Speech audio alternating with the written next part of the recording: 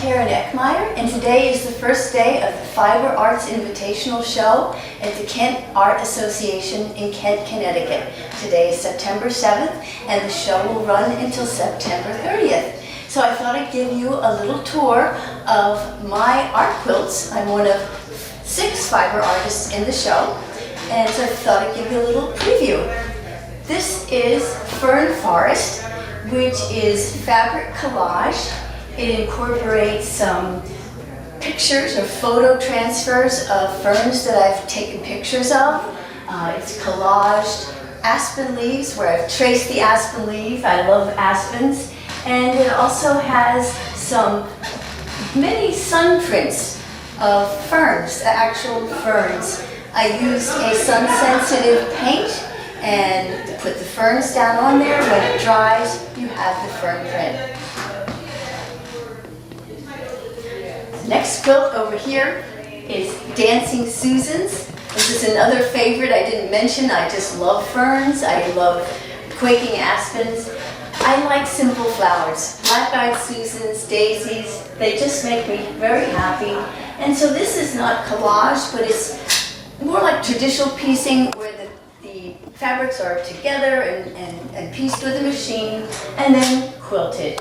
It also has some top stitch piecing on the borders. So the next quilt is Garden Light. So now we're back to collage again. This is Garden Light number 2 actually.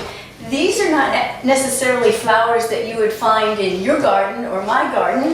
They're just kind of my fantasy flowers, but you can imagine that it's a happy summer garden.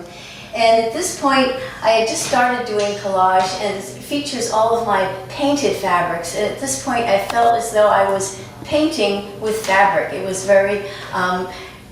gave me a lot of freedom to work this way with fabrics. This is Secret Spring. I was playing with the idea of my top stitched angles and lines. I knew I wanted something, a rock composition, but I was working improvisationally. I didn't quite know what I was going to get. And in the end, I realized I had this cave, and I thought, perhaps there's a spring. And I'm going to get deep on you here. Julia Cameron, the author, has a book called The Artist's Way, and also The Vein of Gold. And the idea is that we all are artists, and we all have that source. It's just a matter of tapping into that secret spring of creativity. Here we have Enchanted Village. It's one of the series of my Happy Village collages.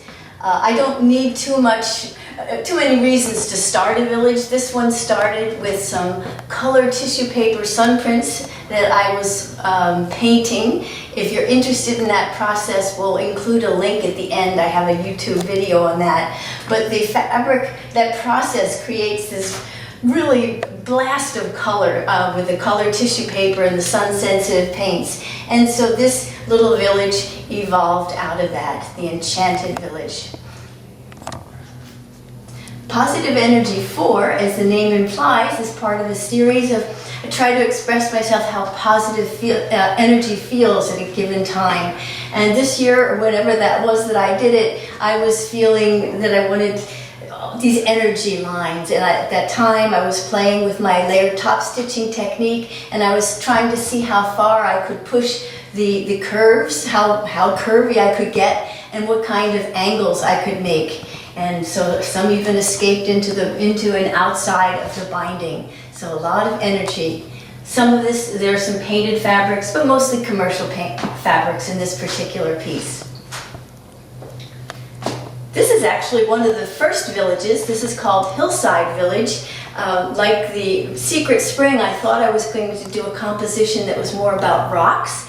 And when I had the whole thing on my display wall, I realized it needed a shot of red. So I started putting little pieces of red in there, and I realized whenever I had a piece of red over a little square, it looked like a house. And so I added more, and so it became a little village, and really the beginning of the Happy Village series of collage. Here we have Around the Block. It takes a traditional block called the log cabin, which consists of half the block is dark and half the side is light. And you can put it in any number of combinations, but my twist on this is that instead of straight lines, I used curvy lines, and all the blocks are different size instead of straight, even size. And in the traditional log cabin block, you just have a little 2-inch square of red to represent the family hearth. Well, in my version, I decided I'd have a little 4-inch collaged happy village in the center. So this became around the block.